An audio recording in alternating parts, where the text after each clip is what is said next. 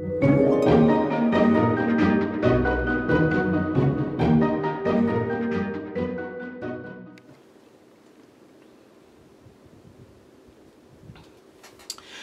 guys, so today I'm finally going to be doing a glass etching video.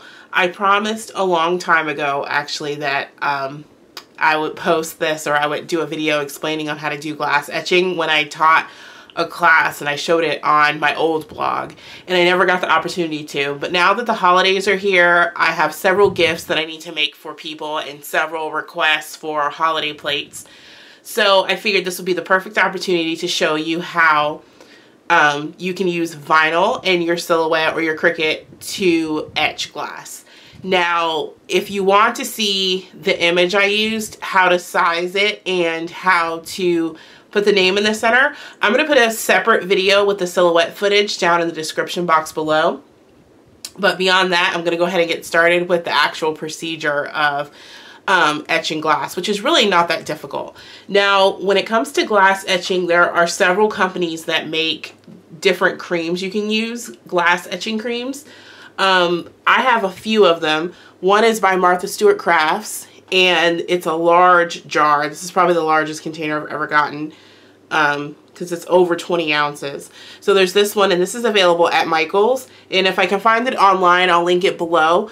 This is a lot of glass etching cream, so if you don't need this much, I would advise not buying a bottle this large, because I think this bottle regular price is anywhere from $30 to $50 depending on where you are. And the only reason I have a bottle this big is because my school did glass etching as a fundraiser a couple of years ago.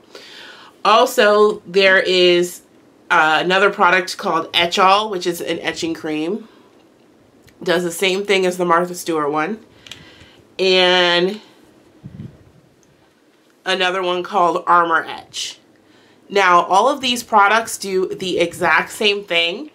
They're just different brands. Now, the only thing that I want everyone to take away from, even if you pause this video and you don't watch it and you're like, I can figure it out on my own, you have to wear gloves when you do glass etching, because the etching is a chemical etching, and what ends up happening is if you get it on your hands and it sits there for a couple of seconds, it can actually burn your skin. So a lot of times I would end up in a situation where I would be doing glass etching and not wearing gloves, and I would have to tell people, do as I say, not as I do. But in this video, you will see me wearing gloves, just because that is like the big danger warning on every one of these bottles is wear gloves.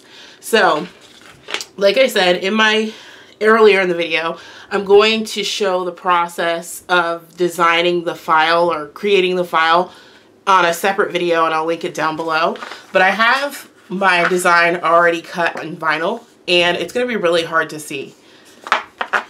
But the process of taking the vinyl off is called weeding, and this is probably the worst part, in my opinion, of doing etching.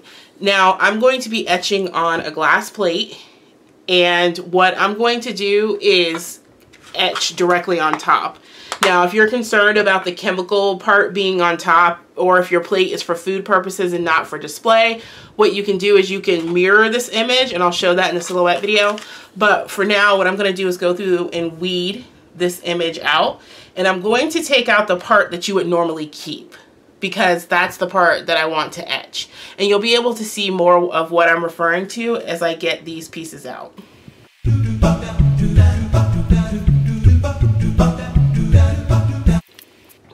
Okay, so I have my image weeded out, and there are a couple of pieces I lost along the way that I chose to just leave out. Like, there was a small triangle right here and a small triangle right here. I could have picked those back out of the vinyl and put them back on, but as I was going, I saw them pop out, and I just opted to leave them out. So I have my weeded image, and I'm going to take a transfer sheet, or a piece of transfer paper, it looks just like this, and place it on this image so I can transfer it to my plate. Now I'm going to take this piece of tape and stick it on top of my vinyl stencil and apply generous amounts of pressure so that it picks every little piece up.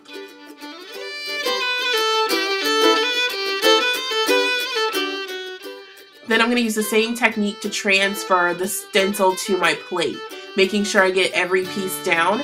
And then I'm going to generously apply my etching cream to the stencil. And you'll need to let the etching cream sit anywhere from 15 to 20 minutes. My experience is the more time you let it sit, the better the results usually are. And finally, once the time has passed, I'm going to take it to the sink and I'm going to vigorously rub off all that etching cream under cold water. And you can be rough because we're going to end up peeling the stencil off anyway. So if it comes up during the rinsing process, that's fine.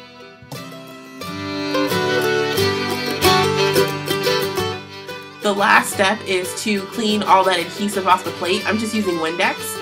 And there you go. There's your etched piece ready for you to give or gift to someone. And here's a quick look at the final product, the etching. Thanks for watching.